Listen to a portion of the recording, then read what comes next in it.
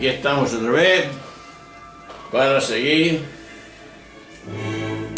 las sesiones, las orientaciones de la misa de el domingo 17 de julio del tiempo ordinario, el 16 del ciclo C de la Iglesia Católica. Estamos en el año 2016 y el texto es de Lucas capítulo 10, 38 al 42. Dice así: entró Jesús en una aldea y una mujer llamada Marta lo recibió en su casa. Esta tenía una hermana llamada María, que sentada a los pies del Señor escuchaba su palabra. Y Marta se multiplicaba para dar abasto con el servicio, hasta que se paró y dijo: Señor, ¿no te importa que mi hermana me haya dejado sola con el servicio? Dile que me eche una mano. Pero el Señor le contestó: Marta, Marta, andas inquieta y nerviosa con tantas cosas. Solo una es necesaria. María ha escogido la parte mejor y no se la quitarán.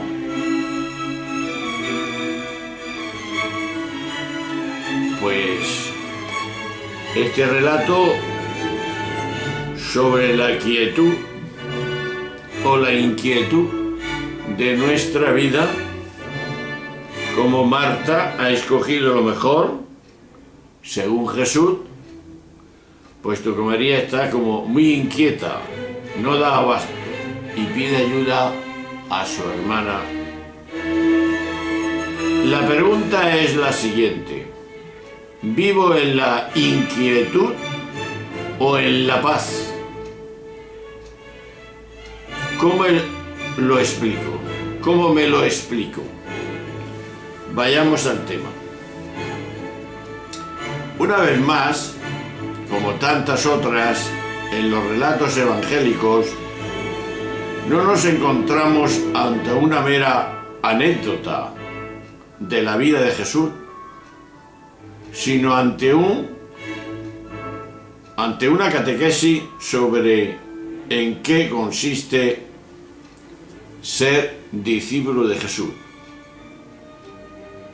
Esta narración que acabamos de oír aparece únicamente en el Evangelio de Lucas y tiene como trasfondo la doble actividad que se desarrollaba en las primeras comunidades: el servicio o diaconía y la proclamación de la palabra.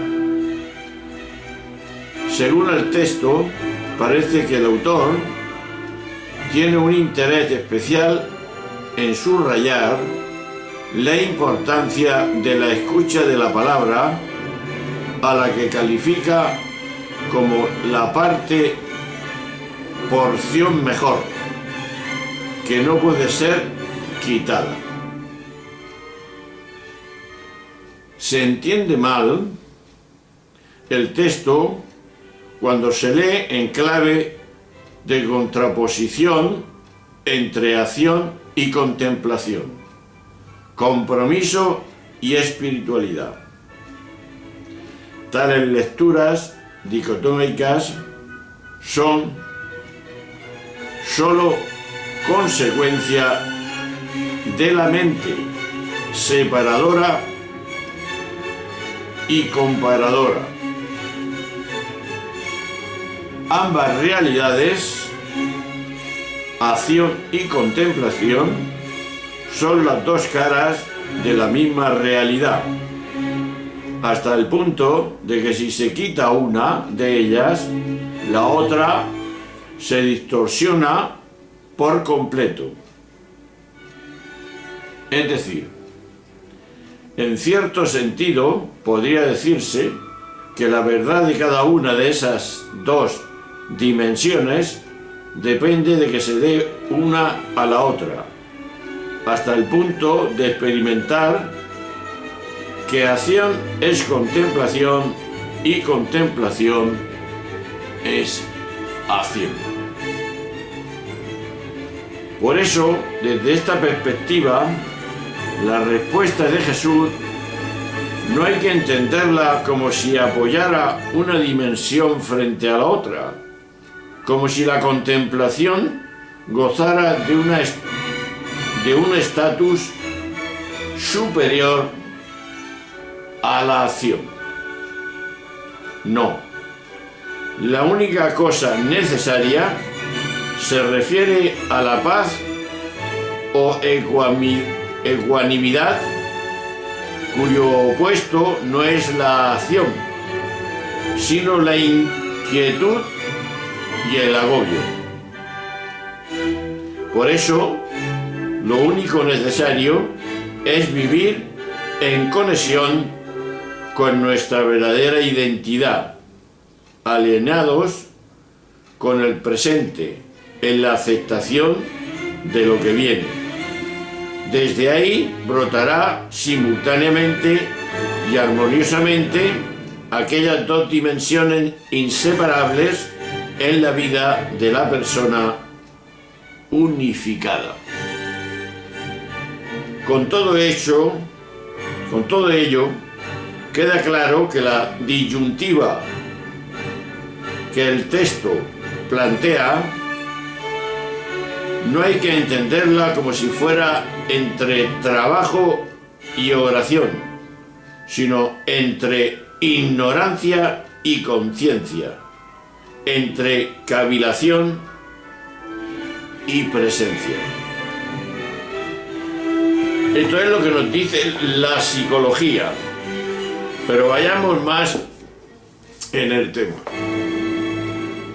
Este relato de Lucas, que solamente lo expone él, en su aparente sencillez es un análisis de increíble actualidad y sobre todo de enorme profundidad.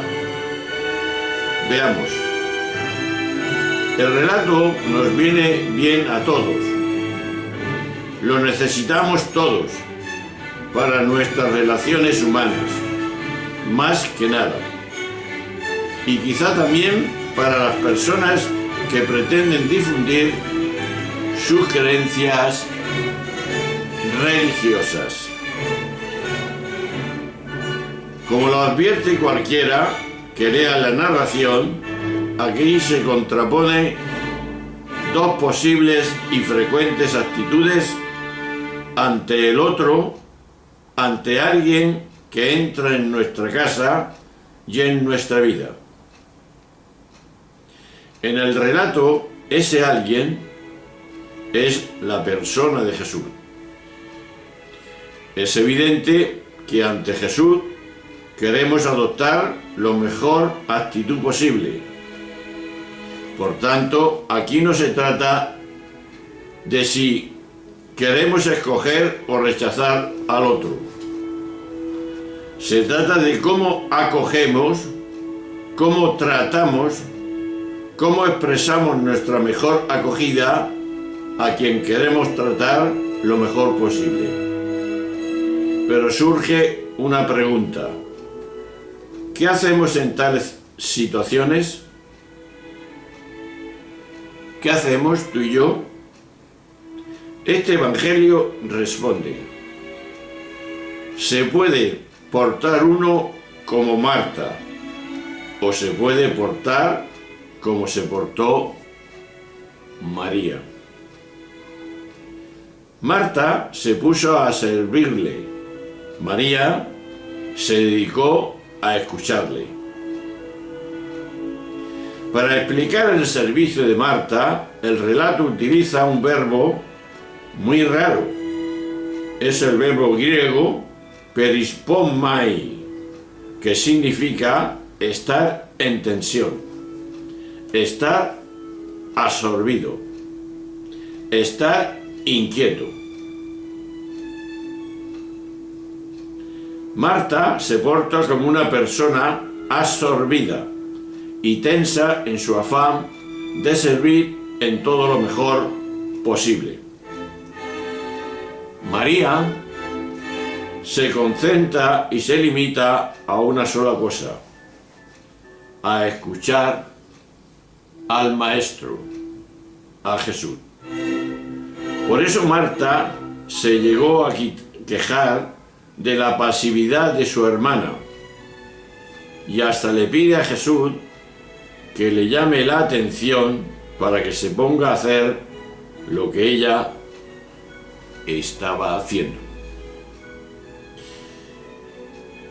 La humanidad de Jesús expresa lo que cualquier persona normal y sincera expresaría.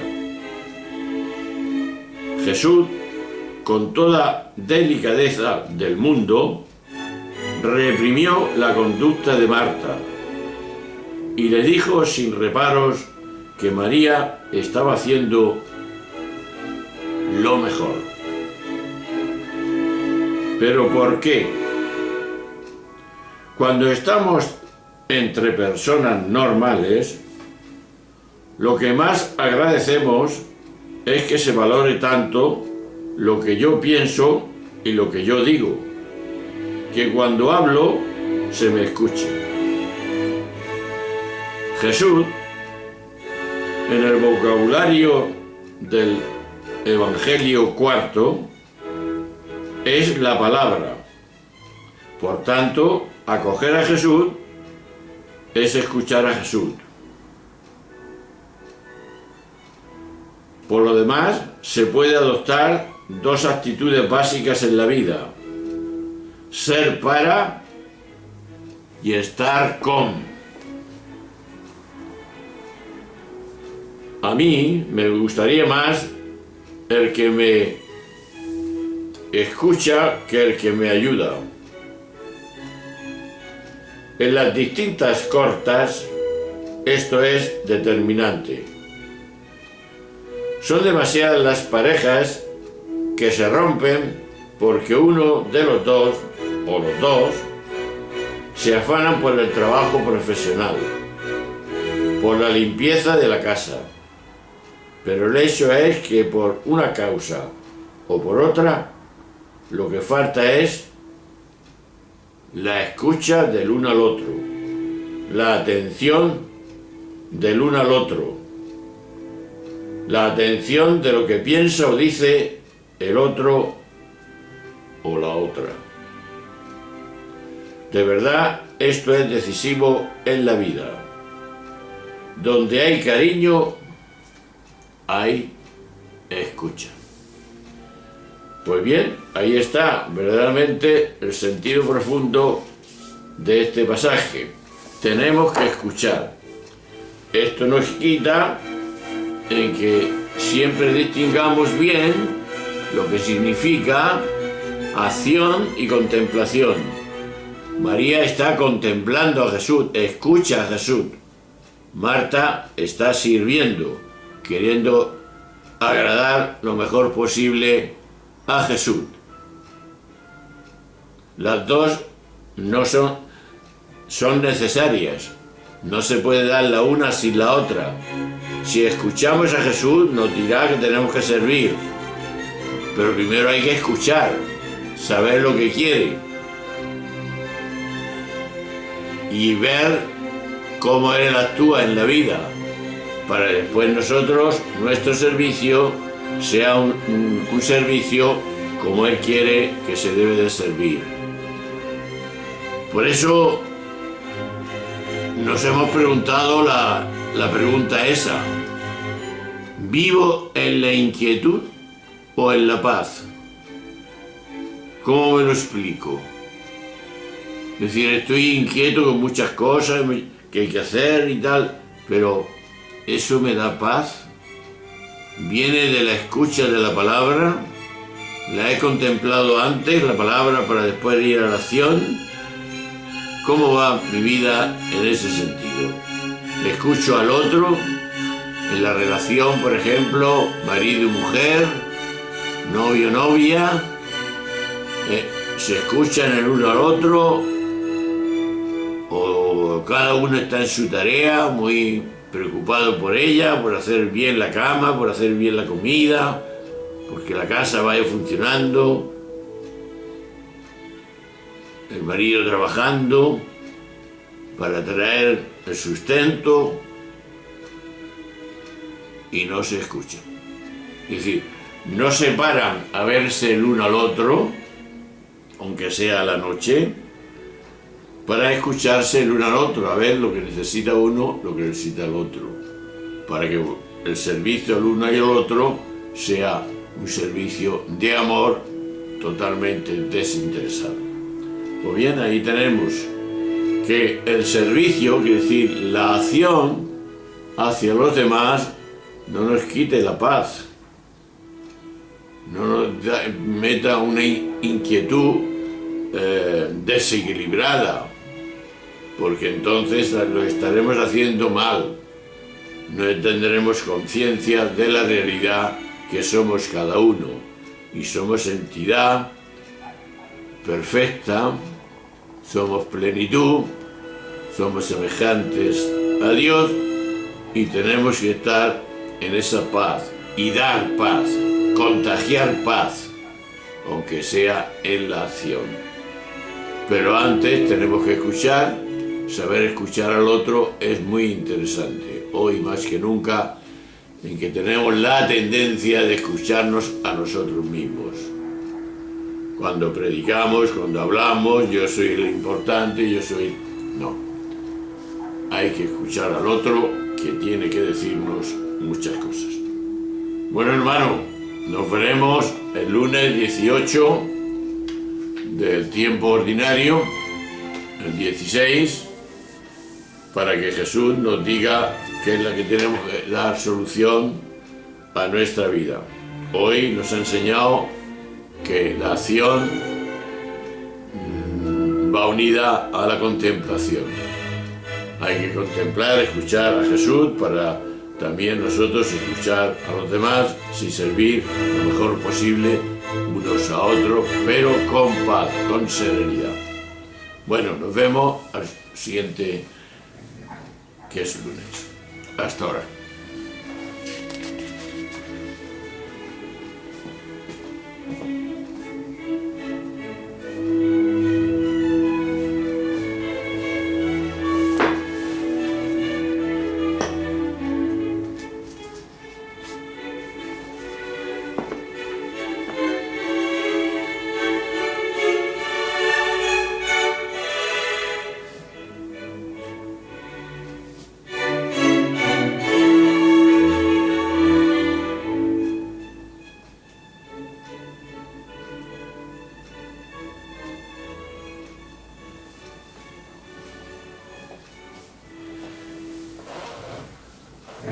Hola hermanos, ya estamos aquí otra vez con el tema del lunes, día 18 de julio. Hace un calor enorme, pero hay que aguantarlo. El 18 de julio, si te acuerdas, era entonces fiesta. Es cuando se cobraba la paga extraordinaria, que también se cobra ahora, pero no es fiesta, y si eso ya se dejó. Estamos en el tiempo ordinario, en el 16 del 2016, y del ciclo C de la Iglesia Católica. Y hoy el tema nos lo narra el hecho Mateo 12, en el versículo del 38 al 42. Y dice así: en aquel tiempo, un grupo de letrados y fariseos dijeron a Jesús: Maestro, queremos ver un milagro tuyo. Él les contestó: esta generación perversa y adúltera exige una señal, pues no se le dará más signo que el del profeta Jonás. 3 días y 3 noches estuvo Jonás en el vientre del cetáceo, pues 3 días y 3 noches estará el Hijo del Hombre en el seno de la tierra. Cuando juzga a esta generación, los hombres de Nínive se alzarán y harán que la condene, porque ellos se convirtieron con la predicación de Jonás. Y aquí hay uno que es más que Jonás. Cuando juzga a esta generación, la reina del sur se levantará y hará que la condene, porque ella vino desde los confines de la tierra para escuchar la sabiduría de Salomón, y aquí hay uno que es más que Salomón. Bien, este relato nos viene a preguntar, hoy la pregunta es, ¿dónde busco la solución de mi vida? Muy importante. ¿Dónde está la solución? Y vamos a intentar explicar este texto. De una manera imprevista, como para subrayar más el contraste, aparecen los doctores, los fariseos, reclamando un milagro, es decir, un signo. No es extraño, quien es incapaz de ver a Dios en todo necesita supuestas señales prodigiosas.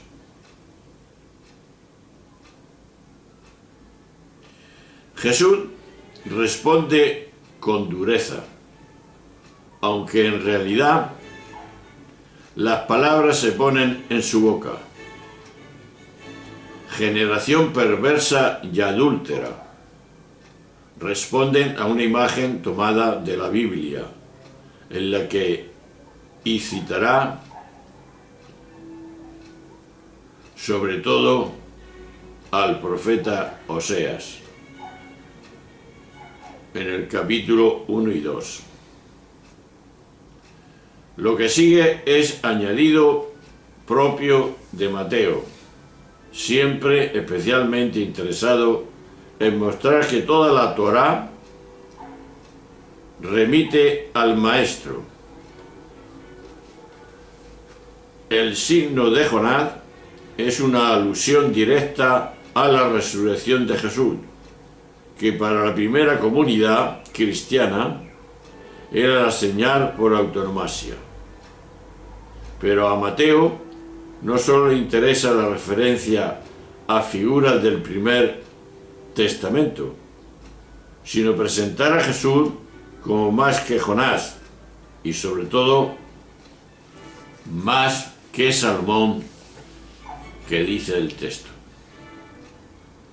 Cuando vivimos en la superficialidad del tipo que sea, andamos buscando milagros, signos.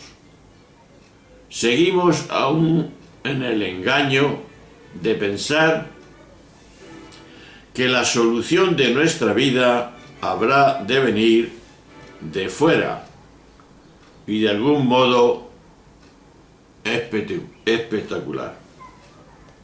Creo que estamos equivocados. El signo de Jonás, por el contrario, habla de renacer, con un significado equivalente a la conversión, a la metanoia, de que hablaba Jesús en otro pasaje. Renacer o convertirse significa comprender otro modo de ver y por tanto de vivir. Y ese aprendizaje se inicia cuando se descubre que no hay nada que buscar fuera, porque tampoco hay nada que esté fuera de lo que somos cada uno, nuestra identidad. Renacemos en el sentido más literal de la palabra, cuando adoptamos ese modo de ver que hace caer la falsa creencia que nos lleva a pensarnos como seres separados, identificados con el ego, con el yo, y que nos reconocemos como la conciencia ilimitada expresándose en esta forma temporal. Por tanto, se trata por utilizar la imagen del cuarto evangelio, de nacer de nuevo, en un ejercicio de reeducación que consiste en pasar consciente y permanentemente del yo, del ego, del egoísmo personal, primero yo, después yo, si queda algo yo, que queríamos ser, al yo soy, uno y universal que somos cada uno. Por eso la solución no está en el ego. ¿Dónde buscamos la solución de mi vida? ¿En el ego o en el otro? ¿En la identidad que somos cada uno o dónde? Profundicemos más. Los letrados y los fariseos no le piden a Jesús un milagro. Lo que le piden es un signo, que es semeleó. Milagro significa dinamis, teras. Por eso los evangelios sinópticos no suelen utilizar este término para referirse a los milagros. En realidad, los letrados y fariseos habían visto ya milagros de Jesús, pero por lo visto eso no les parecía suficiente y querían una señal del cielo que les mostrara como tal y tanta fuerza que Dios estaba con Jesús y de parte de Jesús, que no tuvieran más remedio que creer en Jesús como el enviado por Dios para traer la salvación a este mundo. En el fondo, lo que allí ocurría es que los letrados y los fariseos no se fiaban de Jesús y querían una señal que no admitiera dudas, que se viera clara. ¿Cuál es la respuesta de Jesús? Pues la respuesta de Jesús fue tajante. Calificó como generación perversa y adúltera a quienes andan pidiendo señales del cielo o hechos tan prodigiosos que no haya más remedio que creer en tales hechos y en aquel a favor del cual se hacen y se producen esos hechos extraordinarios. Pues veamos bien, la fe no se basa en portentos incontestables. La fe es siempre una decisión totalmente libre. O la quiero o no la quiero. No me pueden obligar. Que se traduce en convicciones libres. Y una convicción es verdaderamente tal cuando esa convicción brota una forma de vivir, unos hábitos, unas costumbres.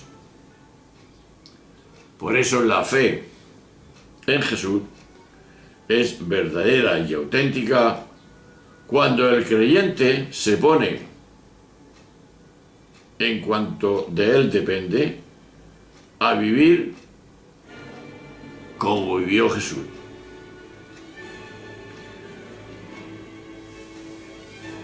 El que no vive según los valores que enseña el Evangelio es que no cree en el Evangelio. Quien cree en Jesús vive como vivió Jesús. El ejemplo de Jonás, que hemos visto antes, por la referencia a los 3 días, no remite necesariamente a la resurrección, aunque lo indica, pero en todo caso nos lleva a pensar en la fuerza de la vida que vence a la muerte. Ocurre en esto como en el amor.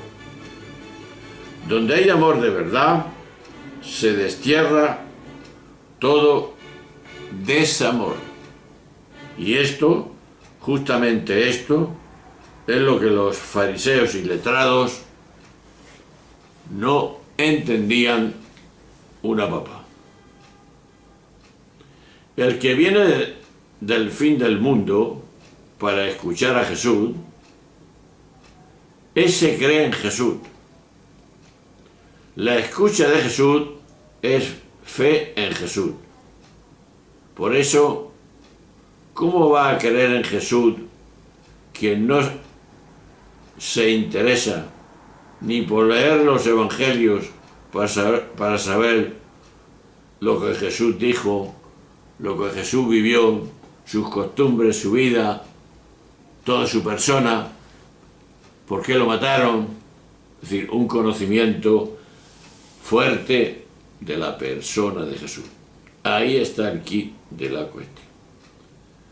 No hace falta ni signos ni milagros. El milagro es creernos y confiar que Jesús es el enviado de Dios por sus mismas obras. Entonces, si esa persona está demostrando que sus palabras tienen autoridad, pues puedo creérmelas, porque la está viviendo, la está contagiando. Y ese es el secreto de nuestra vida, el secreto de proclamar la palabra de Dios. Cuando contagiamos lo que vivimos. Por eso otra vez se dice que no podemos hablar donde no tenemos experiencia. La experiencia es el alma de la ciencia. Si no hay experiencia, estamos hablando de palabras, de ideas, pero no de vivencia. Si no conocemos a este Jesús, si no hacemos lo que Él hace, si no vivimos como Él vivió, no podemos hablar de Él. Pues bien, ahí tenemos, esa es la pregunta. ¿Dónde busco la salvación de mi vida? La respuesta es Jesús. Tú te lo planteas y yo también, y examinamos cómo va nuestra vida. Un poco de música y nos veremos en la próxima sesión.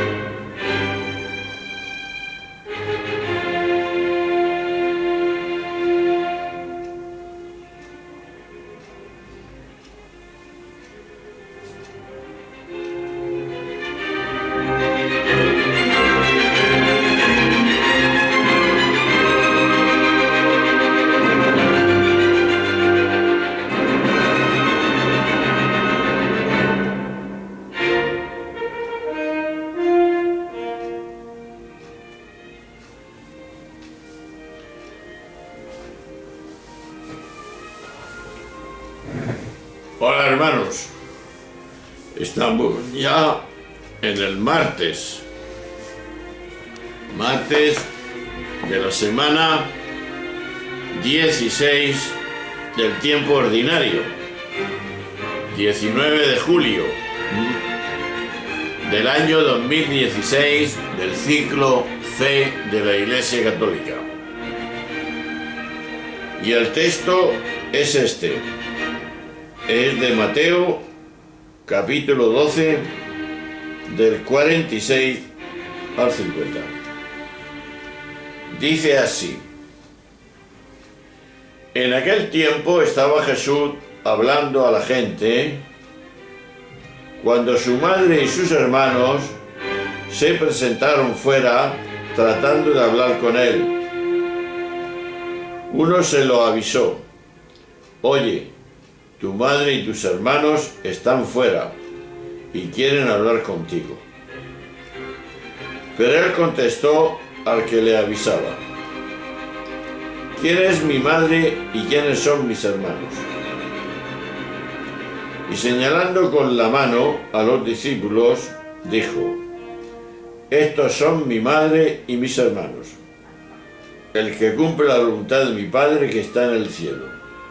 Ese es mi hermano, mi hermana y mi madre. Anda. Vaya reprimenda y aclaración a los que querían ver a Jesús, que era su familia. Pues él expresa, ahora lo veremos, otra manera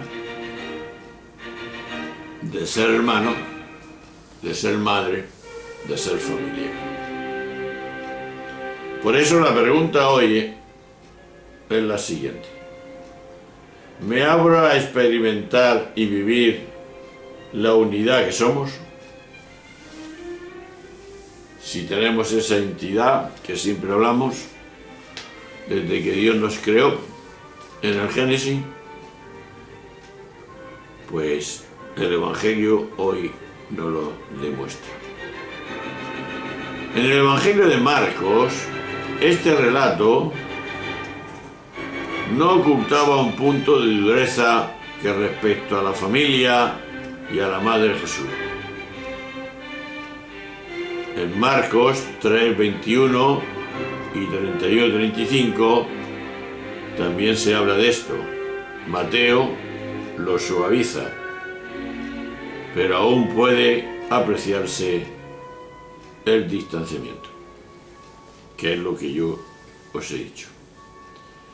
Quizá el texto recoja las tensiones de la familia con Jesús en los años 30, tal vez las tensiones unos años después de la familia con algunos sectores de la comunidad cristiana inicial, dado que Santiago, el hermano del Señor, que estaba al frente de la comunidad de Jerusalén, era claramente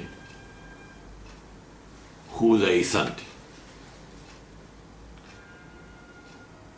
Como suele ocurrir, la familia de Jesús se idealizó posteriormente hasta llegar a hablar de ella como de la Sagrada Familia que conocemos. Sin embargo, parece claro que las cosas no fueron así. Sin duda, en una sociedad tal patriarcal como aquella, todo el clan familiar había de inquietarse cuando uno de sus miembros comenzara a tener una popularidad nada clara, cuestionada por muchos, entre ellos los más religiosos, y por tanto peligroso. históricamente tuvo que ser cierto que sus parientes fueron para llevárselo, pues decían que estaba trastornado, que estaba loco por lo que hacía. En Marcos, capítulo 3, 21, lo tenemos. Algo así, de no haber ocurrido, jamás hubiera sido inventado por el evangelista. Con todo, el episodio que comentamos pone de relieve algo absolutamente novedoso e incluso revolucionario en una sociedad en que el parentesco resultaba incuestionable. Jesús rompe ese tabú para establecer otro tipo de parentesco, no basado en la sangre, por encima de aquel. Sin embargo, tampoco me parece acertado leer la respuesta de Jesús en clave voluntarista. Solo sería reconocido como familia quien tuviera un comportamiento determinado. Tal lectura es propia del ego, del yo, que divide a la humanidad en buenos y malos, desde una perspectiva no dual. Todos cumplen la voluntad de Dios. No podría ser de otro modo, si tenemos en cuenta que la libertad individual es pura ficción. Cada cual hace lo que tiene que hacer y todos constituimos una unidad, compartiendo la identidad única, más allá de las formas particulares. Y ahí viene lo que os he dicho antes. Si la familia de sangre puede ser un límite para advertir que formamos una familia mayor, del mismo modo la exigencia moralizante, los que cumplen, constituye otra barrera artificial discriminatoria. En realidad, no somos solo una familia, somos uno. Por eso, la pregunta era esa. ¿Me abro a experimentar, a vivir la unidad que somos? Somos solamente uno. Y no somos no dual. Veamos más profundamente.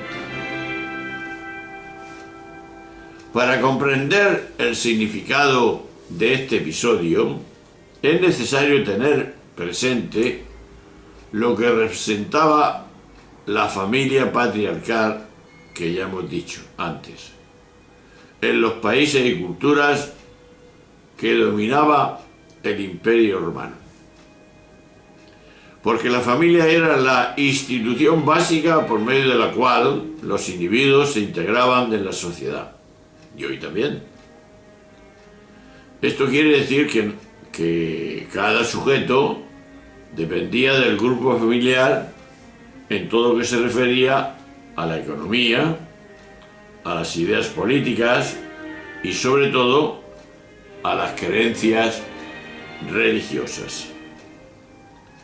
Por eso Jesús, cuando decidió ir a ser bautizado por Juan y después dedicarse a su misión profética, lo primero que hizo fue abandonar su pueblo, Nazaret, dejar su casa y su familia.